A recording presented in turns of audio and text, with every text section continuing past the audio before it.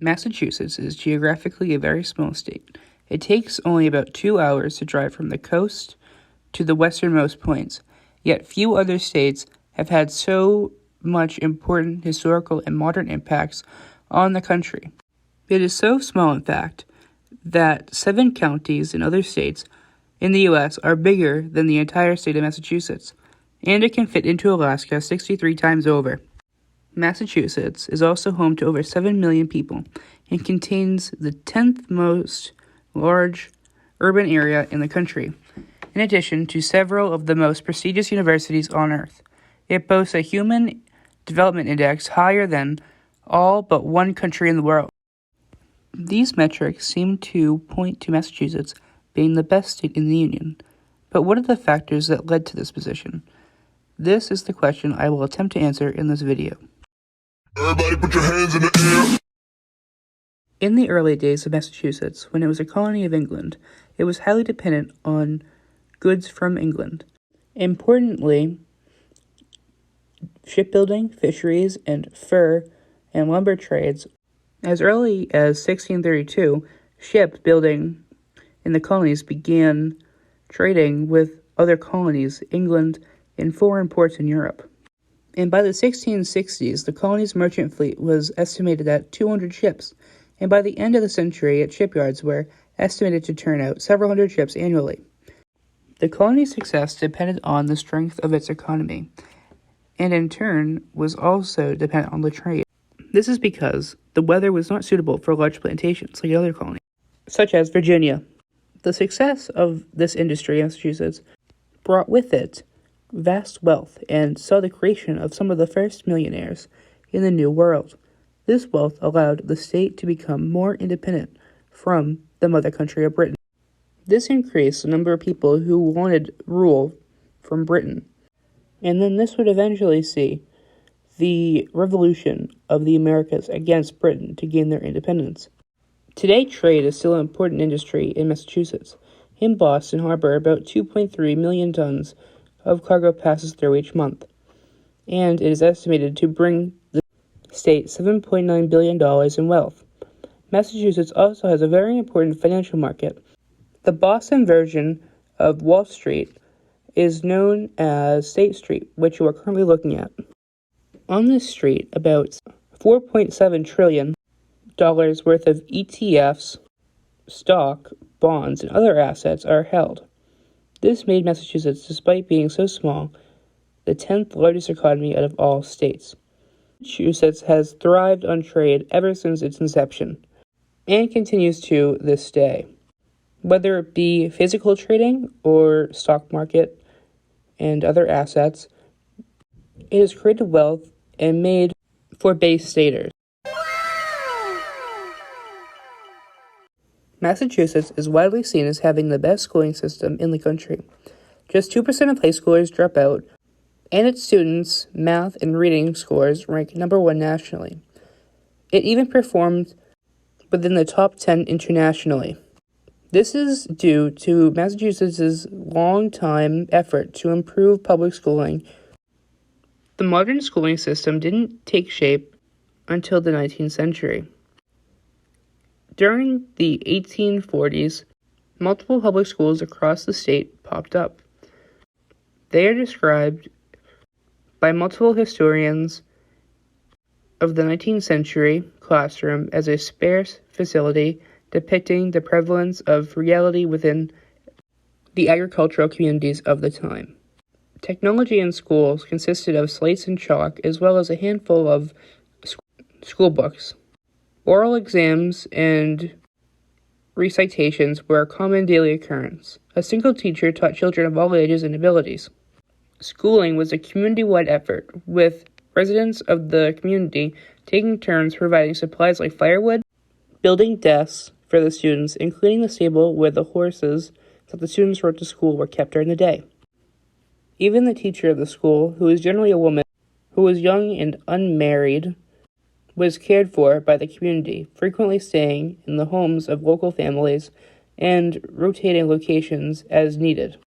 Horace Mann, who became Massachusetts Secretary of Education in 1832, was instrumental in the establishment of a broader network of public schools.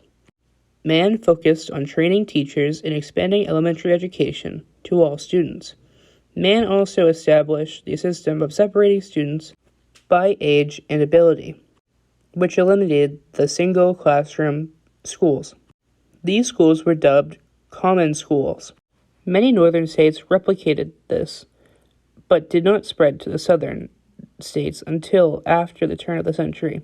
At that point, most states had established compulsory schooling laws that required students to attend school until a particular age. In most states, that was 14. Today's schools look very different from those early schoolhouses of the 19th century. School buildings are filled with multiple classrooms for students to be separated by grade, class, and ability. Technology has seeped into all corners of the public school as students learn to adapt to the changing job market, which features a heavy amount of technology. Many issues still surround public schools today, and the system is far from perfect. However, the dramatic evolution of public education in Massachusetts demonstrates the state's dedication to educating all students for a successful, prosperous life.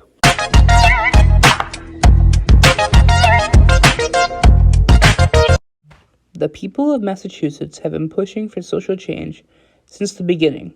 In 1783, Massachusetts' very own constitutional convention, slavery was outlawed. Massachusetts was also the first state to do this. This constitution also guaranteed religious freedom for all citizens. By the 1830s, Western Massachusetts was the epicenter of the state's growing anti-slavery movement. Numerous towns in Franklin County founded anti-slavery societies, verifying the abolitionist Theodore Weld's claim that the springs of anti-slavery movement lie in the country. Women, including those of color, were very influential in this movement. Island Grove in Abington, Massachusetts, meetings were held for the Abington Anti-Slavery Society, which ran from 1856 to 1865. Many prominent people spoke here, and there's also a plaque that marks the spot. You can see it in this picture above. From the start of the LGBTQ rights movement in the 1970s, Massachusetts has been a pioneer in supporting the community. With its gay beach city in Provincetown boasting one of the best pride festivals in the country, Massachusetts is known to be one of the most accepting states of LGBT people. There are many noteworthy LGBTQ firsts that happened in Massachusetts. In 1971, Boston's first Pride March, now an annual festival, draws hundreds of LGBT-identifying individuals together to achieve inclusivity. In 1982, the Boston Gay Men's Chorus is founded. To this day, the BGMC sings a wide spectrum of classical and popular music while fostering social change by providing a positive, affirmative image of the queer community. In 1989, Massachusetts became the second state after Wisconsin to prohibit discrimination based on sexual orientation in credit, public and private employment, union practices, housing, and public accommodations. In 2003, in a 4-3 ruling on Massachusetts Supreme Court Judicial Court on the case of Goodridge versus the Department of Public Health, Massachusetts became the first state to recognize same-sex marriage. Subsequently, on May 17, 2004, the first marriage license were issued to 262 same-sex couples. In 2016, the Massachusetts State Senate and House of Representatives approved a bill to prohibit the discrimination of transgender individuals in public accommodations. This progressive activism has allowed inclusivity and diversification in Massachusetts, which benefits the state as a whole.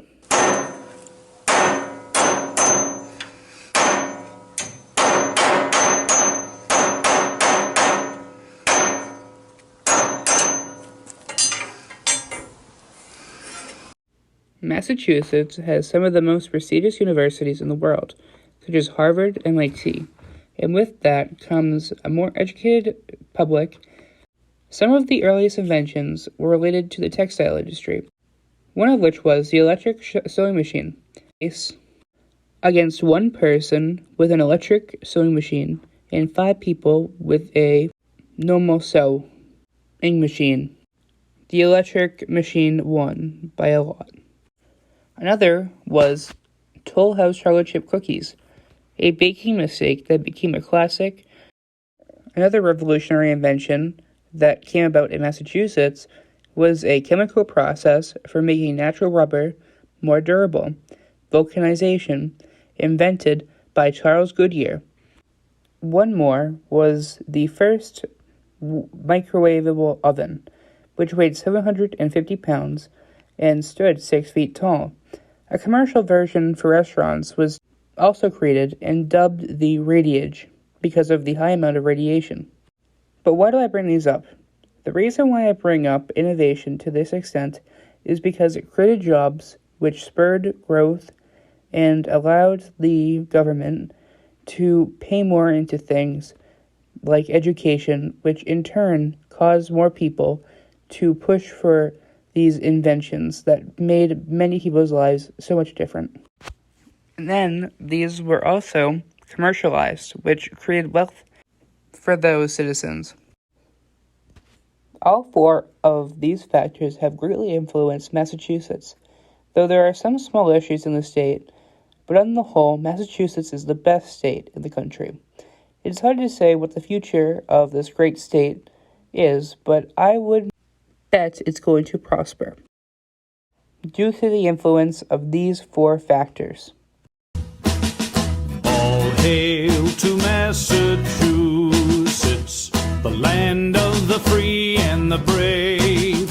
For Bunker Hill and Charlestown and the flag we love to wave.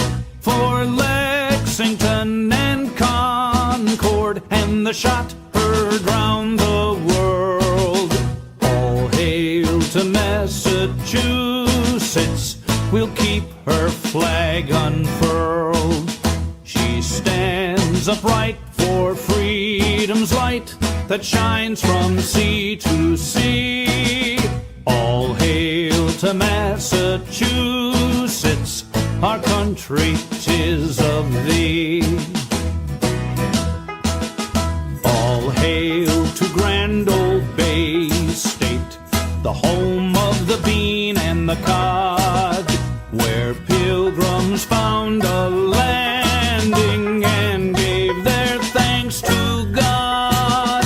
A land of opportunity in the good old USA, where men live long and prosper and people come to stay. Don't sell her short, but learn to court her industry and strive. All hail to grand old